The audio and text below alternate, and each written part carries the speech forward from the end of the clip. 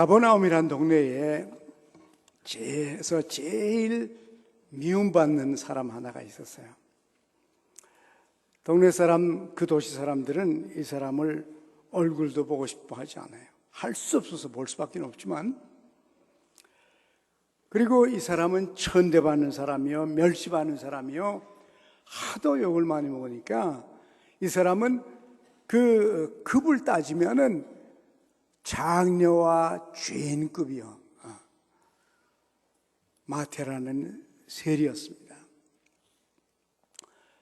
예수님께서 오늘 가버나움 거리를 지나가시다가 이 세리가 세금을 받고 있는 거기에 앉아 있는 걸 보고는 찾아갔습니다. 왜 하필이면 이런 종류 사람을 찾아가시는지. 그 도시에 점잖은 사람도 많고 공부 많이 한 사람도 많고 또 잘난 사람도 많고 똑똑한 사람도 많은데 이렇게 제일 그 동네에서 욕먹고 미움받고 천대당하고 멸시당하고 그 사람 이름만 들어도 사람들이 지겨워하는 이런 사람을 예수님이 왜 찾아가셨는지. 그 당시에 세리는 지금도 세금 내기 좋아하는 사람 아무도 없죠. 그런데 확실하게 두 가지가 있다고 하는데, 세금과 죽음, 그것은 영원히 떠나지 않는다. 누구나 다 감당해야 될 것이다. 이 마태는 세금을 정당하게 받는 사람이 아니고 세금을 받아가지고 일부는 제사장들한테 갖다 주고 일부는 로마 정부에 갖다 내고 나머지는 자기가 착복하는 사람이에요. 그래서 이 사람은 정말 인기 없는 사람이죠. 예수님은 이 사람을 찾아갔습니다. 다른 사람은 다 피하는 사람이에요. 안 좋아해요. 옆에 가는 것도 싫어합니다. 그런데 예수님은 이분을 찾아갔어요. 찾아가서 그분의 형편과 처지를 예수님이 너무 잘 아시니까 그분에게 새로운 인생이 필요하고 새로운 삶의 전환이 필요하다는 걸 알고는, 마태요, 당신 날 따라오시오. 이렇게 예수님께서 찾아가셨고 그를 부르셔서 자기를 따라오라고 했습니다. 왜? 예수를 따라오면 새로운 삶이 나타나니까. 새로운 삶이 시작되니까요. 예수의 이름을 듣고 그분을 따라가기로 마음으로 작정만 하면 분명히 그 사람들의 삶에는 변화가 나타나요. 그랬더니 이분이 너무 고마워서 아무도 자기를 상대해 주지 않는데, 당시로서는 최고의 인기가 있는 최고의 인물인 예수님께서 와서 자기를 찾아와서 자기를 불러서 자기의 친구가 되기를 원하니까 너무 기뻐서 그냥 일 보던 거 놓고는 일어나서 따라갔습니다. 그날 저녁에 기쁨을 어찌할 줄 몰라서 예수님을 초청하고 제자들을 초청해서 저녁을 대접했어요. 그랬더니 예수님이 거기 왔다고 또 동네 사람들이 많이 찾아왔습니다. 그런데 누가 찾아오나 같은 종류 사람들이 찾아왔어요. 멸시당하고 천대받는 자기 동료 세리들과 다른 도시에 있는 세리들도 왔고 또 창녀들도 또 죄인들도 많이 찾아왔어요. 예수님께서 어떻게 이런 사람들이 자꾸만 찾아오나, 예수님께. 그 사람들이 알거든요. 아는 게 하나 있어요. 그 뭘 아냐? 예수님은 우리와 같은 종류의 사람을 좋아하신다. 마다하지 않는다. 야단치지 않는다. 정죄하지 않는다. 우리를 그대로 품어주시고 그대로 안아주시고 그대로 받아주시는 분이 예수님입니다. 벌써 동네에 소문이 났습니다. 전국에 소문이 났어요. 그래서 예수님 가는 데마다 이분들이 쫓아다녔습니다. 어째서 너희 선생님은 저따위 사람들만 같이 저녁을 먹냐? 어떻게 저런 사람을 사귀냐? 여러분, 의인들은 죄인을 싫어합니다. 여러분 가운데 의인이 있으면 조심하세요. 의인은 자기가 온전하고 자기가 똑똑하고 자기가 잘못하지 않고 자기가 완벽한 사람들은 위험천만이에요. 다른 사람을 싫어해요. 거부합니다. 사람을 안 좋아해요. 근데 예수님은 죄인을 구해서 죄인의 친구가 되려고 하셨어요. 교회는 용서받은 죄인들의 장소입니다. 어떤 사람들은 교회 와서 실망을 합니다. 뭐 예수 믿는 사람들이 이끌어지냐? 그래서 실망해서 예수 믿는 사람 교회 와서 만나서 말 한마디 뭐 어떻게 하면은 그런 가지고 실망해서 예수 믿는 사람들 안 좋다. 뭐 사실이에요. 죄인들이 은혜로 구원받은 사람들이 믿는 사람들입니다. 우리가 다 완벽한 사람들이 아니요. 부족한 것이 많이 있어요. 마태만큼은 없는가 몰라도 우리는 부족함이 있는 죄인들이요. 하나님 앞에서 완벽할 수 없는 그런 존재들이요. 그러나 하나님께서는 예수님을 보내셔서 죄가 있는 것을 인정하는 사람들, 이런 사람들을 사랑하시고 그런 사람들을 구원해서 예수님의 친구가 되도록 하기 위해서 주님이 오셨습니다. 이렇게 주님이 오셨기 때문에 우리는 기쁜 마음으로 우리 모습 이대로, 이 모습 이대로 하나님께 나와서 하나님 감사합니다. 우리를 영원히 받아주신 것 감사합니다. 주님은 죄인을 마다하지 않아요. 인간은 죄인을 마다해요. 인간은 연약하고 부족하고 실수 있는 사람들을 싫어합니다. 그러나 예수님은 그런 사람을 좋아하세요. 여러분도 저도 예수를 믿어서 하나님의 자녀 됐을 때 우리는 의인을 골라가면서 사귀기 위해 사는 사람들이 아니고 어떤 종류의 사람도 아무리 부족한 사람도 아무리 연약한 사람도 하나님께서 우리를 받아주신 것처럼 여러분들도 사람을 용납하는 사람들이 되기를 원합니다. 그것이 우리의 모습이에요. 그래서 교회는 누구든지 교회는 환영입니다. 교회에 올 때 아무리 허술하게 해와도 나하고 똑같은 옷을 입지 않아도 나처럼 넥타이 매지 않아도 나처럼 드레스를 입지 않아도 너무 마다하지 마십시오. 우리 주님은 마다하지 않을 것입니다. 주님은 사람의 있는 모습 그대로를 용납하시고 사랑하시고 받아주시고 죄인을 구원해서 죄인의 친구가 되려고 오셨습니다.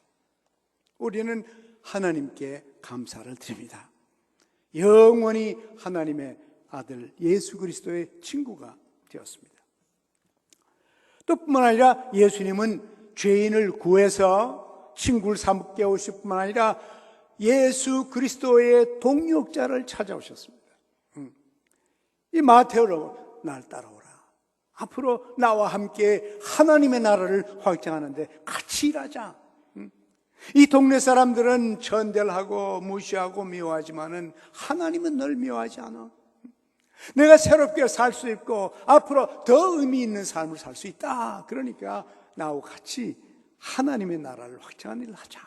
이렇게 마태를 불러서 예수님의 동역자를 삼아주셨습니다. 하나님께서 여러분을 부르시고 오늘까지 친구 삼아주신 것은 여러분들도 예수님과 함께 하나님의 나라를 이 땅에 펼치고 이 놀라운 하나님의 사랑을 전하는 예수님의 동역자들이 되시기를 원합니다. 이것을 위해서 우리를 구원해 주시고 하나님의 자녀 삼아 주신 것입니다. 이 마태는요 이렇게 인기 없는 사람이었지만 그래도 하나님께 귀하게 쓰임 받았어요. 여러분 사복음서 가운데 제일 큰 책이 어느 건지 아십니까? 마태복음이죠. 예수님의 제자들 대부분이 다 어부들이어서 뭐 기록을 하고 이런 게 별로 없어요. 근데 이 마태 한 사람만은 책을 늘 접하는 사람이에요. 언제나 정확하게 기록을 하는 사람이고 조금만 있어도 늘 글 쓰는 사람이에요. 그래서 글 쓰는 사람 하나가 기록을 남길 줄 아는 사람 하나가 예수님의 제자로 들어왔어요. 그래서 예수님의 제자가 돼서 옆에 사시는 말씀 들으니까 너무너무 귀하니까 말씀하실 때마다 노트에다 적어놨습니다. 그걸 다 적어가지고 한 권의 책을 만들어서 그것이 마태복음이에요. 이제 지금도 제가 보면은 몇 사람들이 지금 제 말하는 걸 적고 있어요. 여기서 보니까 지금 뭐 제 설교가 좋아서 적는 건 아니고 적는 습관이 있는 분들이에요. 습관이에요. 저도 그런 종류 가운데 하나인데, 저는 다른 사람을 이렇게 만나서 앉아서 얘기하면 꼭 적습니다. 여러분이 날 만나러 오십시오. 내가 수첩을 꺼내나 안 꺼내나. 그래서 수첩을 꺼내가지고 펜을 꺼내가지고 여러분이 하는 말을 제가 다 적습니다. 기분 나쁠 거예요. 무슨 취조 아닌 것처럼.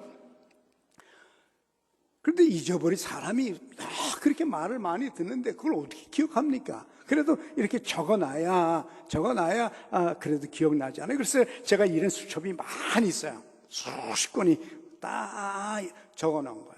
내가 본 거, 느낀 거, 말하는 거, 대화한 거 다 적어놨어요. 여러분 이 다음에 말 안 했다 그래도 할 수 없어요. 다 적혀 있으니까. 습관이요. 지난 금요일 밤 저녁에도 목사님 설교하실 때 제가 앉아서 다 적었어요. 그래서 목사님들이 설교 잘못하면 큰일 나요. 내가 다 적어놓으니까. 이게 적는 습관이에요. 마태가 그런 사람이거든요. 그랬더니 마태가 제자가 되니까 마태복음을 처음에는 히브리 말로, 유대 사람들의 말로 썼다 그래요.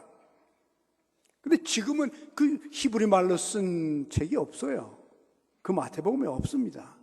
지금 우리가 갖고 있는 거는 그리거로 쓴 히랍 나라 그리스 말로 쓴 마태복음만 갖고 있어요. 아마 중간에 번역을 했는지 다시 썼는지 모르겠으나 전통에 보면, 이 전설에 보면은 마태가 이스라엘에 있으면서 예수님 떠나신 다음에 그걸 다 적어서 한 권의 책을 만들었는데 그걸 보고 이제 로기아라고 그래. 로기아를 적어놨는데 15년 동안 그 예수님의 이걸 가지고서는 설교도 하고 가르치기도 하고 그랬어요. 15년 동안 이스라엘에서. 그다음 15년이 됐을 때 예수님께서 말씀하신 너희가 저 땅끝까지 가서 내 증인이 되라. 선교사가 되라. 이제 여기는 복음 많이 전했으니까 딴 데 가서 좀 전하라. 이 말이 생각이 나서 마태가 이 성경을 가지고 선교를 떠났습니다. 그래서 저 동쪽으로 갔어요. 한참 가다 보니까 인도가 나왔습니다. 인도에서도 남쪽으로 가서 인도의 제일 남쪽에 거기에 지금 세인트 매튜라고 하는 이 교회가 아직도 그분이 세운 교회가 2000년 전에 세운 교회가 거기 있어요. 거기가 지금 기독교가 제일 많이 퍼진데 인도에서도 2000년 전에 그렇게 욕먹고 멸치당하고 전대당하고 자존감이 없이 참 괴로워하고 하는 그 사람이 완전히 삶이 변해서 하나님을 위해 섬기게 됐고 선교사가 되어가지고 마태복음을 썼고 이 마태복음을 써놓으니까 다른 제자들은 글 쓸 줄 모르니까 베드로가 선교를 떠나면서 마태복음 그 한 권 좀 달라고 좀 베껴달라고 그랬던 것 같아요. 그래서 베드로가 마태복음 한 권을 가지고 히브리 말로 쓴 그걸 가지고는 로마로 가서 복음을 전하고 예수님의 가르침을 거기서 가르쳤어요. 근데 이분은 어부 출신이니까 학식이 별로 없잖아요. 어떻게 보면 그 당시로서는 좀 무식한 사람이에요. 겨우 그저 히브리어 좀 읽을 정도인데 마태복음을 가지고 선교를 나간 것 같아요. 그래서 로마에 가서 전하니까 그 로마 사람들한테 말을 제대로 못하니까 그 당시에 이제 그 당시에는 이제 그리거를 전 세계에 썼거든요. 그래서 베드로의 통역 한 사람이 있었는데 그 베드로의 통역이 누구냐면 마가예요. 마가가 베드로의 통역입니다. 그래서 베드로가 유대말로 말하면 마가가 히라보나 또는 이태리 말로 이렇게 통역을 하고 해서 마가가 늘 따라다니면서 그 마태복음을 거의 그저 외다시피 했습니다. 그래서 베드로가 죽고 나서 마가가 알렉산드리아, 지금도 알렉산드리아죠, 애굽에 알렉산드리아 거기에 선교사로 갔습니다. 마가가. 그래서 알렉산드리아에 가서 옛날 베드로가 가르쳤던 그 내용들을 전부 적어가지고 요약해서 16장으로 줄 컸어요. 마태복음은 28장인데 16장으로 줄 커가지고 마가복음을 썼습니다. 그래서 마가복음이 된 거예요. 여러분들이 마태복음을 쭉 읽거는 마태복음 다음에 뭐죠? 마가복음이죠. 마태복음 읽자마자 마가복음 읽으면 이거 읽은 얘기인 것 같은데 뭐 단어도 똑같으니까 표현도 똑같으니까 그냥 줄 커놓은 거예요. 줄 커놓은 거예요. 그래서 마가가 베드로의 설교와 가르침을 요약해서 역시 마가복음을 썼습니다. 이렇게 참 보잘것없고 비천하고 욕먹고 상대하고 싶어하는 이런 종류 사람도 예수님을 만나서 예수님의 친구가 되고 예수님의 동역자가 되니까 기독교 역사에서 귀하게 쓰임받는 사람이 됐고 인도의 선교사로서 인도 기독교를 출발한 분이 바로 이분입니다. 예수님이 왜 오셨나? 아무리 비천한 사람도 하나님의 사랑은 비천한 사람을 버리는 것이 아니고 비천한 사람을 거부하는 것이 아니라 비천한 사람을 친구로 삼아서 하나님의 나라의 사역자를 만드시기를 원하신 것입니다.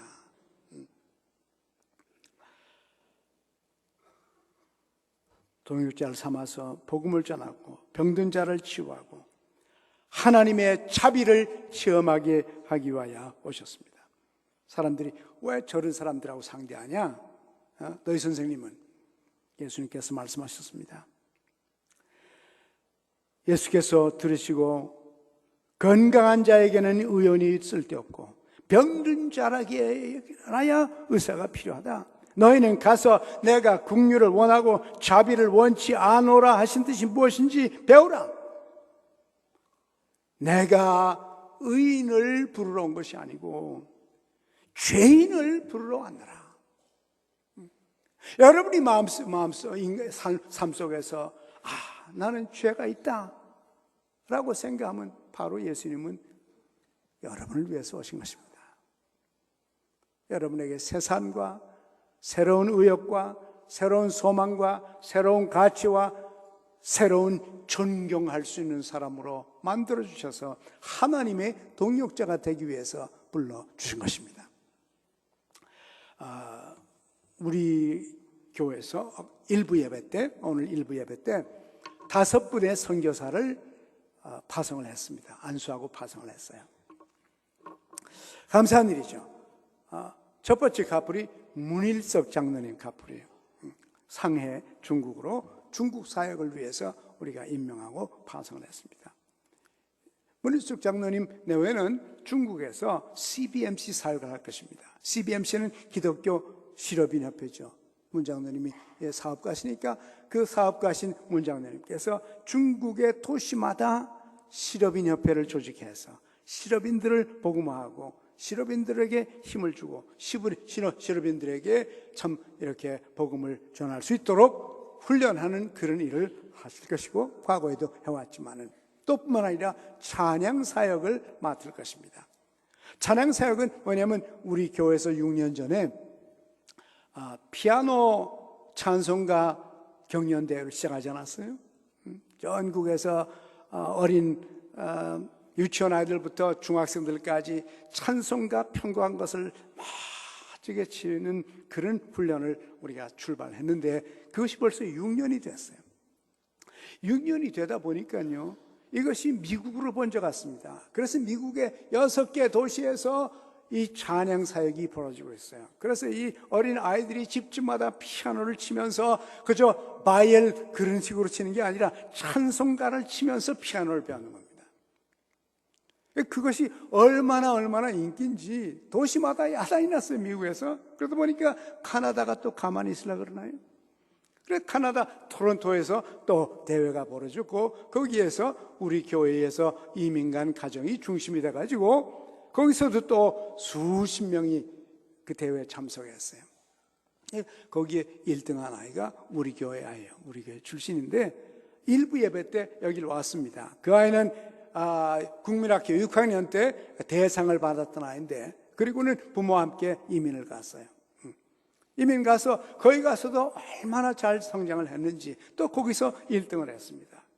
그래서 얼마 전에 카네기 홀에서 그 도시마다 1등한 사람들을 다 모아서 중국에 있는 아이들까지 다 합해서 한국에서 또 지난번에 우리 교회에서 1등한 여기서 한 거 1등한 아이들이 전부 모여서 카네기 홀에서 대음악회를 열어가지고 아주 대단한 인기가 있었어요. 이것이 이렇게 6년이 되니까 국제적인 사역이 됐어요. 북경에서도 있었고 또 상해에서도 있었고 특히 북경에서 대상을 받는 고등학교 3학년 아이인데 엄마하고 관계가 나빠요. 아주 사이가 나빴습니다. 그런데 이번에 이 찬송가 한 달 동안 연습하고는 회개했어요. 그래서 엄마하고 친해졌어요.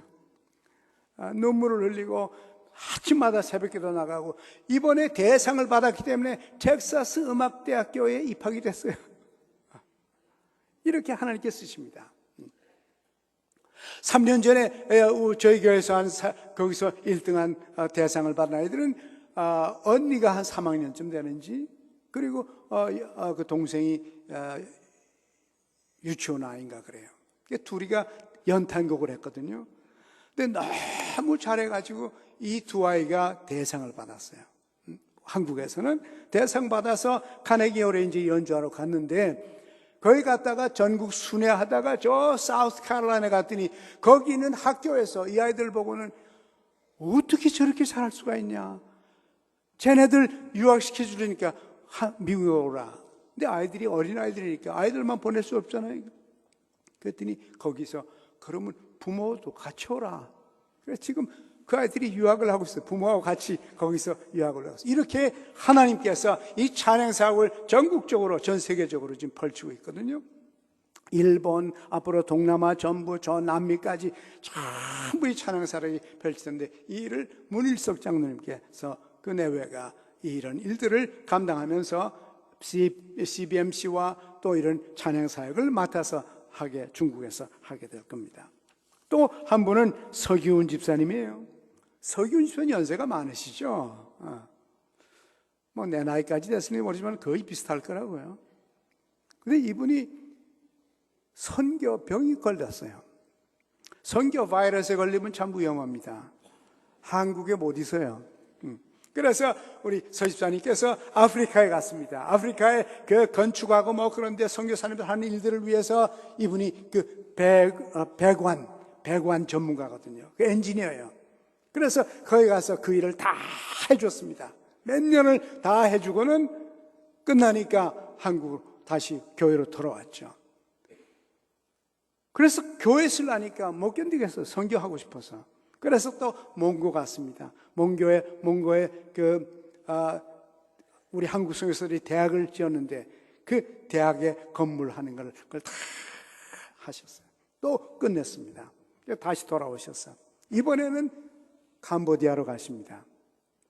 이번에는 캄보디아 가실 때 캄보디아에는 그 기술 학교가 있는데 그 기술 학교 선생으로 가서 배관에 대한 걸 가르쳐 줄 거예요. 연세가 많아도 하나님께서 헌신한 사람들에게 의미 있는 삶을 주십니다. 하나님이 불러서 구원해 주시고 예수 그리스도가 친구가 되고 변하면 그러면 그 사람을 들어서 예수님의 동역자로 삼아 주십니다. 우리 소집사님 가서 그 일을 할 거라고. 또 한 카플은 이진우, 유미 선교사 카플인데 이 사람들은 아주 젊은 사람들이에요. 이제 20대 말 될까요? 결혼한 지 얼마 안 됐어요. 몽고로 선교 가기를 원합니다.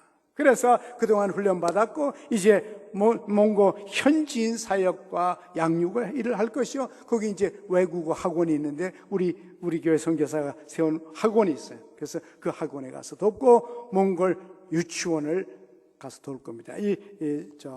유미 자매는 우리 지 선교사님 몽고 가서 그 감독 유치원을 만들었는데 잘하고 있잖아요. 거기 가서 그 유치원을 도울 거라고. 참 감사하니. 이 중에는 목사가 한 명도 없어요. 전부 다 평신도들이에요. 얼마나 감사합니까? 저희 교회는 선교사가 178명인데요.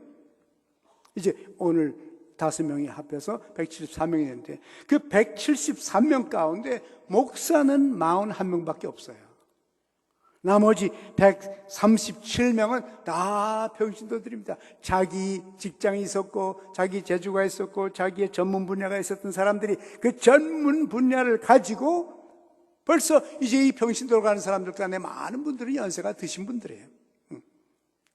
나가서 이렇게 지금 사역을 하고 있습니다. 감사해요. 이제는 목사님, 선교사들만 쓰는 시대가 아니라 평신도들을 하나님께서 귀하게 쓰시는 시대가 바로 여러분과 제가 살고 있는 시대입니다.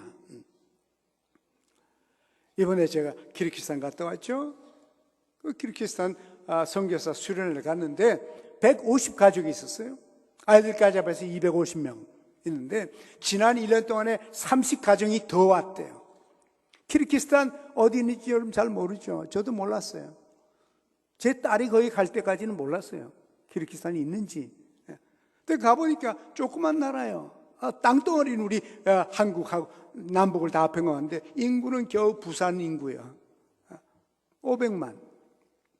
근데 한국 선교사가 150가족이 있어요. 20대, 30대, 40대, 50대, 60대, 70대 선교사들이 있어요. 제일 연세 많은 사람이 78세 노부부더라고요. 그리고 그분은 잘 걷지는 못하시더라고요. 지펜을 가지고 관절염 때문에 이렇게 하고 다녔어요. 그래서 제가 물었어요.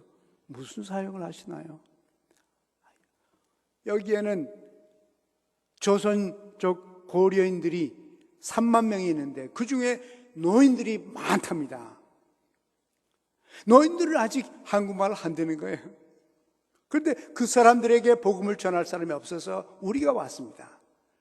노인이 노인들한테 복음을 전하니까 너무 잘 받아주는 거예요. 너무 좋아하고. 그래서 매주마다 그 노인들이 모여서 예배드리고 노인들이 모여서 성경 공부하고 노인들에게 제자 훈련을 하고 이렇게 하면서 찬양하면서 사역을 합니다. 78세 77세 되시는 분은 장군 출신인데 오신 지 3년밖에 안 됐대요. 78세 가까이 돼서 뭘 할지 모르겠으면 키르기스탄으로 가시기 바랍니다. 얼마든지 쓰임을 받을 수 있어요. 은행에서 은퇴하신 카플이 왔습니다. 은행에서 은퇴하신 카플이 뭘 하나 보니까 선교사님들 돈 걱정 다 해주는 거예요. 그 장부 정리 다 선교. 목사들이 그 장부 정리하고 있을란데 목사야 복음 전해야죠. 교회 세워야죠. 그 언제 장부 정리하고 있습니까? 은행 출신에 와가지고 싹 돌봐주니까 목사들이 편안하게 다 일을 할 수가 있고 이렇게 자기 재주, 자기의 능력, 자기가 가진 전문 분야마다 하나님께서 귀하게 쓰는 것을 볼 수가 있어요. 제가 한 도시를 가니까 62세 된 분이 작년에 도착했대요. 그게 뭘 하나? 그래서 제가 가봤습니다. 가봤더니요, 그 동네 조그마한 대학이 하나 있는데, 그 대학에 조그만 방 하나를 얻어가지고, Korean Center라고 써놨더라고요. 한국 연구소, 이렇게 써놓고 뭐 하는가 그랬더니, 한글 가르친대요. 그 어떻게 거기 와서 한글 가르치나? 한글 배우고 싶어 한다는 겁니다.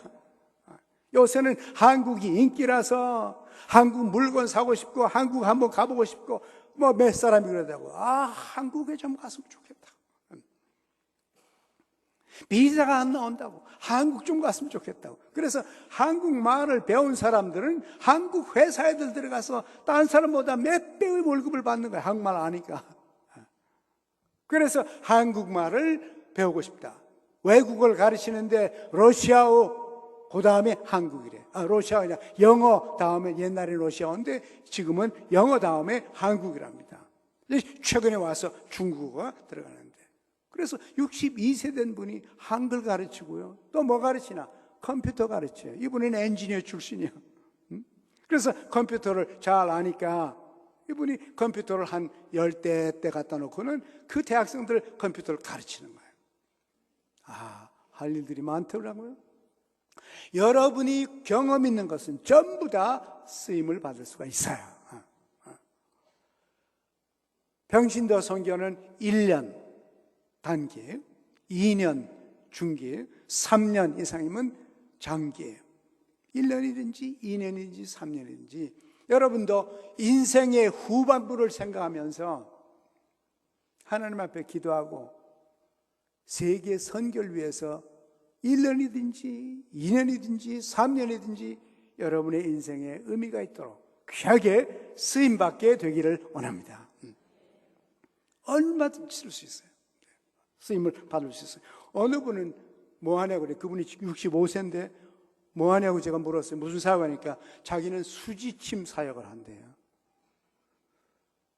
자기는 수지침을 배웠대. 그 수지침에다가 장침 조금 배웠대. 그래서 그거 들고 갔더니 이상하게 잘났는다는 거예요. 거기 가니까 더 잘났는데요. 수지침을 해주니까. 그래서 하도 나는 사람하고 하도 인기가 있어서 그 도시에서 그분에게 키르키스 의사 자격증을 줬답니다. 한국어는 뭐 의사가 아니지만 거기서는 의사예요. 5년 됐대요. 그래서 3층짜리 빌딩을 마련해가지고 그 도시에서 줬답니다. 3층짜리 빌딩을 줬대요. 거기서 하라고. 침만 하나 가지고도 3층짜리 빌딩 얻을 수 있어요. 이렇게 하나님께서 예수를 만난 사람이 예수님께 헌신하고 예수님의 동역자가 되기를 원하면 어디서든지 여러분 모두를 하나님께서 여러분을 사용하고 여러분을 통해서 복음을 전하게 하실 수가 있습니다. 이번 며칠 있으면 2주 후죠. 저희 교회에서 시니어 선교 한국 대회를 해요. 과거에는 선교 한국 대회만 했어요. 대학생들의 대회입니다. 시니어 선교 한국은 인생의 후반부에 사시는 분들을 위한 선교 한국입니다. 여러분 우리 교회도 많이 참석을 했으면 좋겠어요. 다른 교회 사람들도 많이 오는데 장소가 우리 교회거든요. 그러니까 여러분 조기 은퇴하신 분들 뭘 할까 몰랐으면 2주 후에 오십시오. 와서 얼마나 많이 쓰임 받을 수 있는지 보시고 어떤 분야의 쓰임을 받을 수 있는지 보시면서 여러분들도 나머지 생애에 78세가 아니라 80세까지라도 쓰임받는 축복이 있길 바랍니다. 62세의 선교사님들 만났습니다. 그분들 보니까 학교 선생님 하시되 2분이다. 그러다가 은퇴를 하셔가지고 왔는데 내가 우리가 뭘 할까 무슨 일 할까 그런데 보니까 너무 할 일이 많아가지고 너무 할 일이 많아서 바빠 죽겠대요. 지루해서 죽은 게 아니라 바빠 죽겠대요. 그분이 한국에서 조그만 패키지를 하나 받았는데 그 안에 보니까 라면이 3개가 들어있더라고요. 라면 뜯어보더니 그냥 환장하는 거예요. 라면 왔다고. 그래서 나보고 이걸 끓여 먹죠. 그래서 아니요, 난 집에 가면 먹을 수 있어요. 저기 사람들이 드십시오, 두고 드십시오 그랬더니 아니래, 꼭 너나 먹어야 된대요. 그래서 그런 걸 구하고 싶어도 구할 때가 있어야죠. 여러분, 라면이 얼마나 귀한 음식인지 알고 싶으면 선교사로 가십시오. 오늘 지금 여기 미국 베델교회에서 6분이 오셨는데 이 6분 권사님들과 집사님들이요, 제가 아직 다 듣지는 않 조금 들으니까 저 전라도 농어촌 교회에 일주일 동안 그 교회를 돕기 위해서 오셨대요. 미국에서 비행기 타고 서울에서 기차 타고 저 전라도 시골에 가서 교인들이 목사님이 오라 그러면 안 온대요. 근데 이분들이 오라 그러니까 이분들이 국 끓여놓고 오라 그러니까 다 오더래. 얼마나 감사합니까? 뭐 연세가 들었는지 안 되는지 내가 얘기를 안 할게요. 그러나 우리가 옛날에 젊었을 때부터 우리 같이 교회를 일으킨 사람들이에요. 이제는 우리 다 은퇴했겠지만은 지금도 하나님 앞에 헌신하면 얼마든지 여러분과 제가 쓰임을 받을 수가 있습니다. 이제 2020년까지 한국교회는 평신도 선교사 100만 명을 보내기를 원합니다. 전 세계에 700만 명의 한국 사람들이 살고 있어요. 전 세계 173개 나라에 살고 있어요. 그 사람들이 전부 다 선교사로 변해서 나라마다, 도시마다, 시골마다 그 나라에 살면서 한국 사람은 선교사가 돼요. 저 이슬람 나라에서는요, 이슬람나 저 힌두 나라에서는 이런 말이 있어요. 한국 사람은 다 선교사다. 그런 말이 있어요. 장사를 하러 와서도 이 사람들은 선교사다. 선생으로 와서도, 축구 선수로 와서도 다 선교사다. 사실 우리 축구 프로들이 가가지고 축구팀들을 얼마나 많이 만들어놨어요. 탁구 선수들이 가서 탁구팀들 그 나라의 코치로들 한국 돌아오잖아요. 올림픽 같은 거 할 때. 한국 선교사들이에요. 태권도 배워서 그 왕실에 태권도 가르치는 사람들이고 경호 실장이 되고, 하나님께서 한국 사람을 사용하시는 시대입니다. 하나님께 감사드리십시오. 우리 모두가 다 하나님께 감사하면서 이제 예수 그리스도를 만난 여러분과 제가 주님과 친구가 되고 주님과 동역자가 되어서 앞으로 만약에 여러분이 조기 은퇴를 한다면 선교도 생각해 보십시오. 기도해 보십시오. 1년도 괜찮고 2년도 괜찮고 3년도 괜찮고 6개월도 괜찮고 하나님께서 한국 교회를 귀하게 쓰시길 원하시는데 여러분 모두가 다 자기가 있는 처소에서 먼저 선교사들이 되시길 바랍니다. 내 가족과 내 가문의 선교사가 되고 내 직장과 내 동네의 선교사가 되고 또 하나님 부르시면 저 땅끝이라도 여러분 자신을 바쳐서 하나님께 귀하게 쓰임받는 우리 모두의 인생, 그래서 삶이 마태처럼 저 욕먹고 미움받고 천대받던 아무가치 없던 것이 느껴졌던 그 사람이 인도의 교회를 일으킨 2000년 전에 세운 그분처럼 여러분의 삶을 통해서 예수 그리스도가 전 세계에 전파되고 그들을 위해서 기도하고 목회하는 사람들은 기도하고 가는 사람들은 나가서 하나님이 그동안에 나에게 주신 것을 마음껏 사용하면서 나머지 인생 사는 축복들이 있기를 간절히 원합니다. 하나님 아버지, 저희들을 만나 주시고 저희들이 저희의 가치를 알지 못했을 때 우리를 죄에서 구원하시고 천국의 시민 만들어 주시고 이제 우리로 하여금 주님의 동역자로 삼아 주셨사오니 우리의 가진 재물과 시간과 재능과 건강 하나님 사용해 주셔서 하나님의 나라의 동역자로 평생 어디서든지 살게 하여 주시옵소서. 예수님의 이름으로 기도하옵나이다.